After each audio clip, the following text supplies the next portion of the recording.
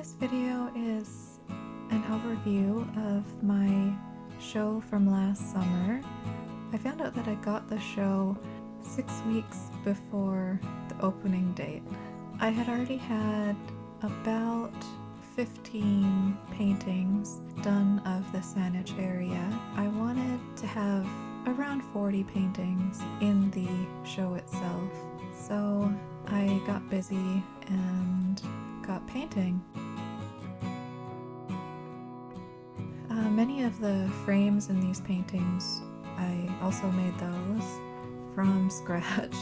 I think I made about 28 frames in that same 6-week time. It was really intense. Yeah, I was really happy with the results. I wanted everything to look just the way I wanted it to look. I was happy with the outcome. I was painting pretty much every day. Sometimes I was making 2 paintings a day, or at least starting or finishing 2 paintings a day. They are all from the district of Saanich, which is quite a large area. I believe there's 175 parks in Saanich.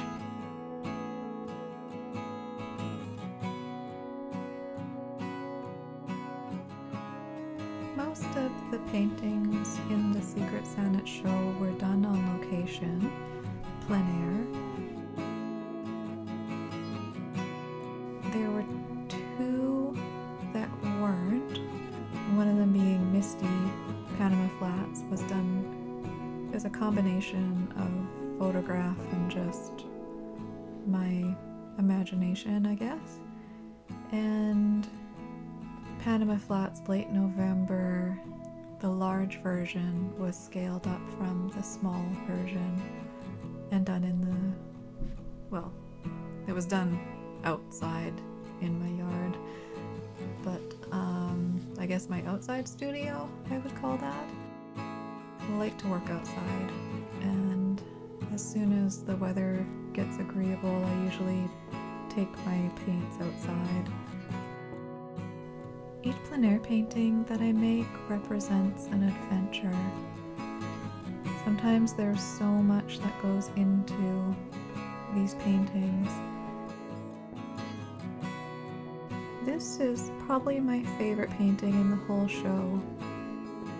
It actually took only about an hour. It really came together quickly. It was so enjoyable to be in this location. When I applied for this show, one of the criteria was that it had to have a community theme. I picked Secret Saanich because most of these paintings were done in places that weren't ordinarily visited or were basically really secret, but they were still like places that people pretty much passed every day but didn't notice. I normally choose these places not just for their natural beauty, but because they are out of the way, I can just set up my easel and concentrate and really get immersed in the place that I'm in. I really love painting the landscape. It's always an adventure. I guess it's probably about 20% about the painting that you get out of it, and like 80% just the exhilarating feeling of being outside painting and that demand for your attention and being able to make decisions on the fly and, in the moment. You're also it's almost like a meditation, I guess. I just can't compare it to anything else. I don't think it really has a comparison. Working in the studio, you don't have that same demand, and the results can be much more finished, but when you're outside, you're kind of chasing the light and the weather and all sorts of distractions. It's just like a really different way of working. You work quite hard to even get to that place to set up sometimes. Climbing over these precarious places because you want to get that right view, and it's just part of that whole feeling. And it's hard to think that, I put so much effort into getting to these spots. This painting didn't quite get finished. I started it based on Cordova Rock. I really love that location.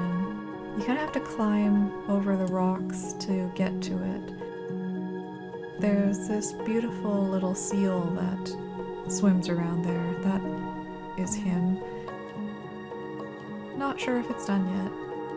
It's still in limbo.